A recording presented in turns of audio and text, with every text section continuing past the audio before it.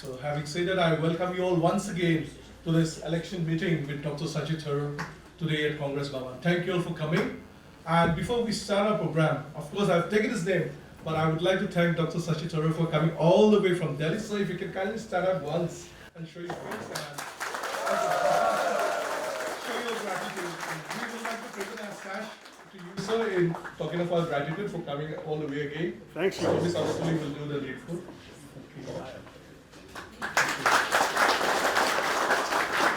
So, Dr. Shashi Tharoor needs no introduction, but then, of course, you all know he was a former Union Minister. He's now a three-time Lok Sabha MP from Tirunelveli, the capital of Kerala. Sorry, my throat, sore throat. And also, he's an eminent writer, speaker, whatnot. If I keep describing about his achievements, I will be taking most of your time. So I will just reduce to that only. And since he has come all the way from Delhi, and he'll be with us here today. Also with Dr. Tharoor, we have Mr. Alim Zaveri. If you can kindly stand up once, sing the young, handsome young man at the back. As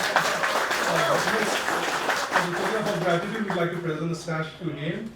Mr. Alim Zaveri is the Chief Operations Officer of All India Professional Congress, which is headed by Dr. Tharoor. Mr. Ali comes from Hyderabad, a very refined gentleman, and you'll be hearing more of him as a Congress leader in the days and years ahead. So that will be some of the introduction part. We have with us our working president, Mr. Kredi, sir. If you can kindly show your face. The working president of the National Pradesh Congress Committee. Thank you, sir, for coming. We have our candidate from Kohima, Mr. Bashir Lakhan. Yeah, a young candidate. On behalf of the Nagaland Pradesh Congress Committee, I welcome all of you to this very special meeting where our star candidate Shashi Tharoor has come to address the party for this coming election, and I welcome him as he has been coming to Nagaland for the first time, and for the first time what we are longing for it, he has tried to fulfill it by coming and meeting us today. Dr. Tharoor, as you know, is an author, he's a diplomat, he's a politician, he's a leader, he's chairman of the AIPC, but he's also someone who has a vision for India, and a vision which I think all of you and I can agree India needs very badly. I don't know if you're aware of this, but we represent the All India Professionals Congress, which is a unit of the Congress Party designed for professionals. I have some of my colleagues here who joined us, and we're proud to say that we represent over 10,000 professionals across 22 different states. Our unit is young, like many of you here. It's dynamic, like many of you over here, and it's aspirational, like all of you over here. So today, when we have this interaction, I don't want you to treat this as a political interaction with a political viewpoint alone. It's honestly a comparison of notes. It's an opportunity for us to compare notes as human beings with no judgment and no expression of good and bad, but what we could do together. Look, Shakespeare said brevity is the soul of wit, so I'll keep this brief. Things aren't good, but they could be better. And by voting for this young man over here, he's one of us, young people, you could make them even better. And like him, there are countless others wanting your support and wanting to give Nagaland a fair deal. I thank you once again for this wonderful opportunity. I thank my wonderful colleagues here for welcoming us so warmly, and I thank all of you, the great people of Nagaland, for always making me feel welcome. This is not my first time, and it certainly will not be my last. Thank you very much. Jai Congress. My warmest greetings to all of you today at Congress Bhavan. You know, I was going to begin by talking about the usual political things, and then it struck me that the first thing that the Congress needs to take care of if it comes back into power in Nagaland is to ensure that when you all come for a meeting with somebody from far away, that you can actually see him and you're not plunged into darkness the whole time.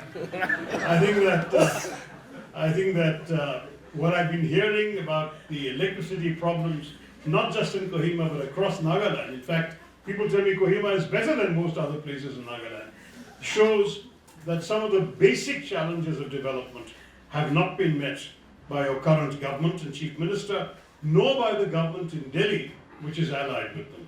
So it seems to me that we should start actually by talking about development.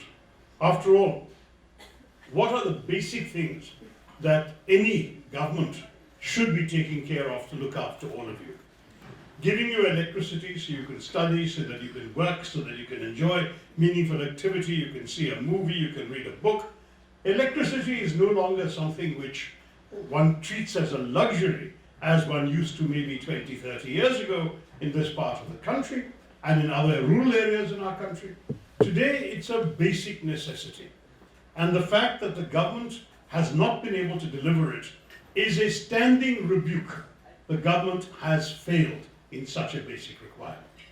Similarly, when it comes to roads, we have some wonderful big highways connecting big cities. You can drive from Dimapur or Kohima to Guwahati. But can you drive from here to a nearby village without problems? Can you actually get through the different parts of Nagaland on serviceable, undamaged roads? And you know the answer. Everyone has been telling me that if you just go away from the highways, you will see the reality of the roads in Nagaland. That needs to be fixed. Water, I'm told, should not be a problem in a place like this. It is probably not a problem if you're staying in a good hotel in Kohima or Dimapur. But again, when you get into the rural areas, some of the real challenges, I'm told that increasingly, those who can afford it are digging tube wells, but ordinary people are struggling even for adequate drinking water. Such basic essentials are the core needs of any human being, of any families, anywhere. And this is an area in which, sadly, the government has proved shamefully deficient. I also want to point out that increasingly, you cannot talk about development without talking about education and health.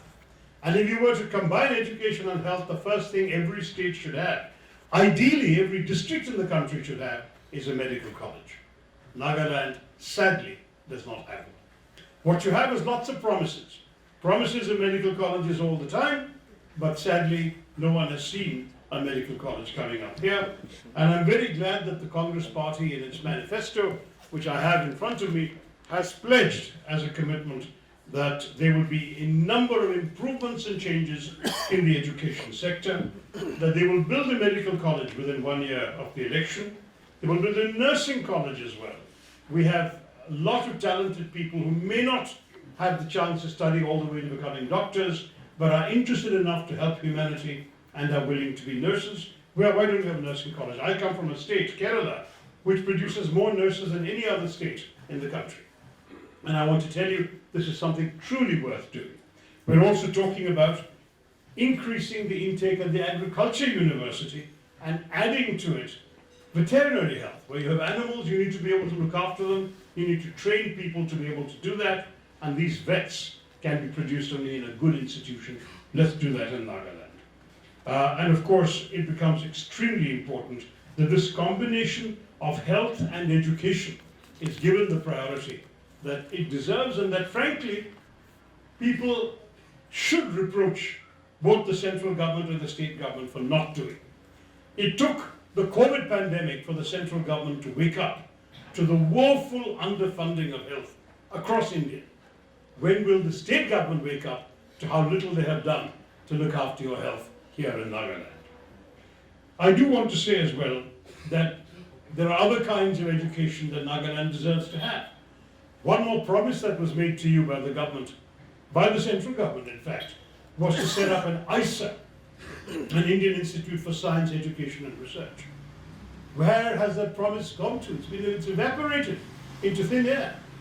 There is no sign of an ISA coming up. There's neither construction, nor the appointment of a faculty, nor the appointment of people. Why can't the government match its words with action? In fact, even on the issue of the High Court, where a public decision was announced with much fanfare that instead of all 7 northeastern states having to go to Guwahati to go to the High Court, that there would be a High Court in every state. Where is your High Court? Even the money allotted to build a High Court building has again vanished into thin air. The level of corruption that this state has had to endure under the present leadership is truly appalling. And I think it's time that the enlightened citizens of Nagaland stood up and asked questions. Where has this money gone? This is money meant for the people of Nagaland, not to feather the nests of certain fat cats. We really have to ensure that it's extremely important that whenever a government makes a promise to you, you should hold them accountable to the promise. You should ask them very simply this: we're not asking for anything new. You promised ABC. Where is ABC? Get them to tell you before they ask you for your vote once again. I'm very anxious to see an end to this Naga insurgency we've been talking about. It's a strange history because, as you know, Prime Minister Jawaharlal Nehru, way back in 1959, announced the decision to create a state of Nagaland. And it became reality on the 1st of December 1963 with one additional measure, a constitutional amendment that created Article 371A to guarantee certain autonomy and certain rights that protected and safeguarded the interests of the Naga people, not just as tribals generally, but as Nagas specifically, by name. This was the first such special provision after Article 370 on Kashmir, which has now been abolished by the BJP government. The question that comes up is, will they start talking about abolishing 371 as well? My concern with this government has always been that they have a very narrow and monolithic idea of India.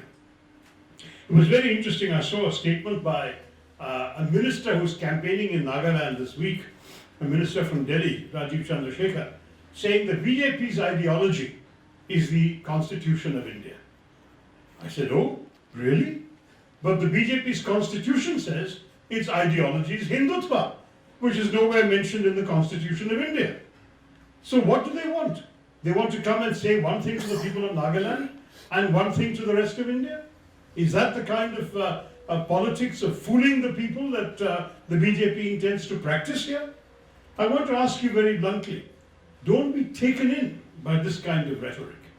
The problem with the BJP is not only that they have officially declared an ideology of Hindutva, which privileges the people of one religious identity, one community identity over everyone else, but on top of that, they belong to the so-called Sangh Parivar, the family of organizations led by the RSS, the Rashtriya Swayamsevak Sangh, and the RSS has declared its intention of converting India from its present constitution into a Hindu Rashtra.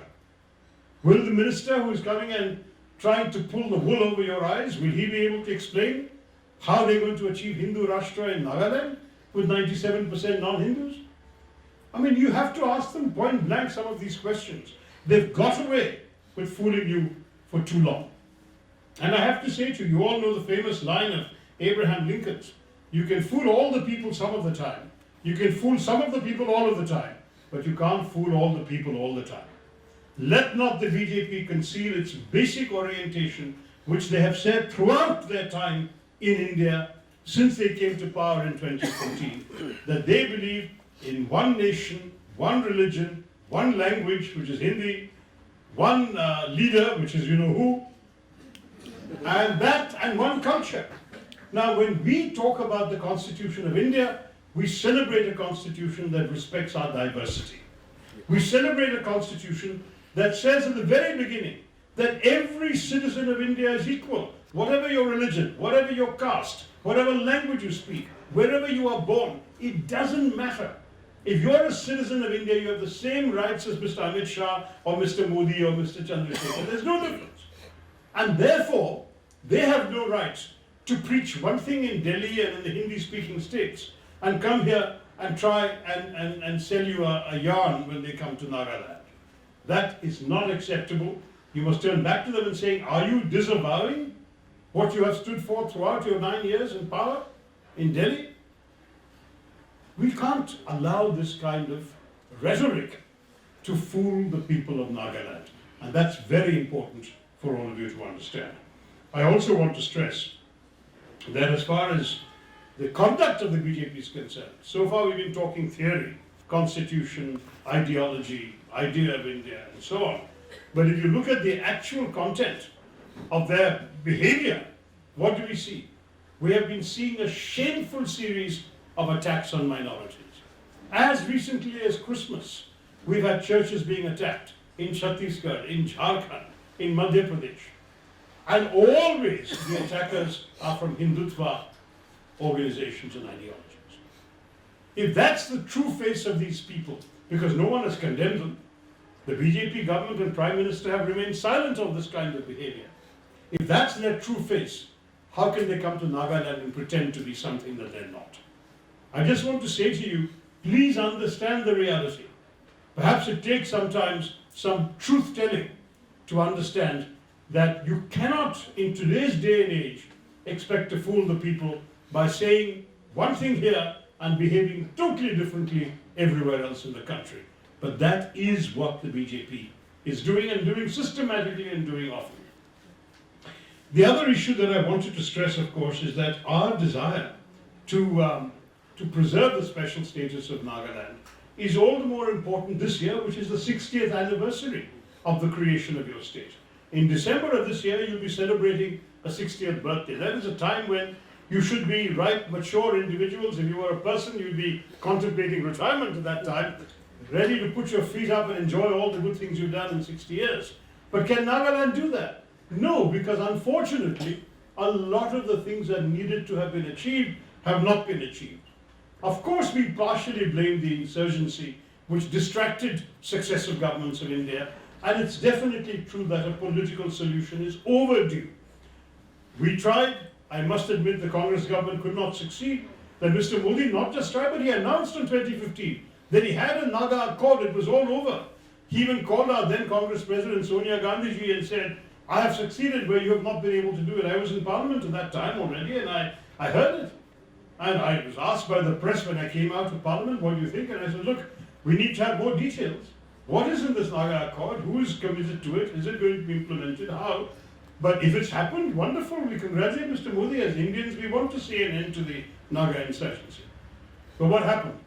Did you, to 2015 announcement, because Mr. Modi and his government are very good at announcements, did that materialize into reality? They slowly started walking back.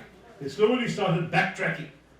Instead of a Naga Accord, they said, oh, we have a framework agreement. Then from the framework agreement, they kept walking back further. We're continuing with talks. It took till 2019, and then they announced, both Mr. Modi and his governor here, Mr. Ravi, said, 3 months is all we need to finish this. Well, from 2019, when they made the announcement in August, to 2023, is that 3 months? Come on, how bad is the BJP's mathematics? Right? So you tell me, in these circumstances, how on earth can we talk in terms of this sort of deception, which is what really it is. So I just wanted to end, because we've been talking for quite a while now, and I want to really interact with you and take your questions. That as far as I'm concerned, my concerns remain all of these issues that I've raised in front of you. Because to my mind, if we can find a political solution, then a lot of the other kinds of development challenges we talked about can be better fulfilled. You deserve better. The Naga people, frankly, are admirable, they're courageous, they're strong, they are very, at the same time, compassionate and gentle. You deserve better than this kind of deception, corruption, dishonesty, and inefficiency that have been your lot ever since Nagaland became a state. And I would say to you that you really have seen for the last decade how many things could have been done that have not been done. And you've seen some people prospering while the general public has remained sadly neglected. The time has come to change this. Now I know that some of you say, but the Congress party is only contesting 23 seats. How can you even come to power? What's going to happen? But you know, we have not forgotten the era of coalitions. If you give the Congress party enough seats, if young people like Meshendo Lo and Meshendo Kat and others are given an opportunity by you to raise your voice and your concerns in the assembly, support will come. Other parties with like-minded thinking will also want to join us. And I'm fairly confident that we will be able to give you an alternative. But even if the alternative is just a strong opposition voice? Isn't that better than the situation you've seen for the last 5 years, when you had India's only assembly without an opposition? There is no state in India where there is no opposition, except in Nagaland, where the entire assembly has been cajoled or cudgeled into supporting this government. Now that's not the democracy in any stretch of the way. I remember talking to a Naga elder once, who told me, he was telling me stories of walking through the forests in Nagaland. He said, you know, you could very easily get lost. Even if you're an experienced person, you can easily get lost in the forests of Nagaland. But he said, what you have to do is not panic. You have to stay very silent and listen. And if you listen, you will hear a soft, faint, not very clear sound. And that sound will lead you to safety. It was a very interesting story, and it struck me that indeed, that's what we should be doing in politics. Sometimes we do feel lost in the forest. We have no MLAs in an assembly today. That's a shocking situation. But if we listen to you, the people of Nagaland, if we listen to what you want, I'm sure that your sound will not be faint and indistinct. It will be clear and loud. You want change, you want progress, you want development, you want a solution to all the long-running problems, you want an end to corruption, and you want hope. That's what we must represent in the Congress Party, the politics of hope. And I say to you today, that's what I've tried to stand for throughout my 15 years in Parliament, is to speak for hope, to speak for a better India tomorrow, and here today to dream with you of a better Nagaland tomorrow.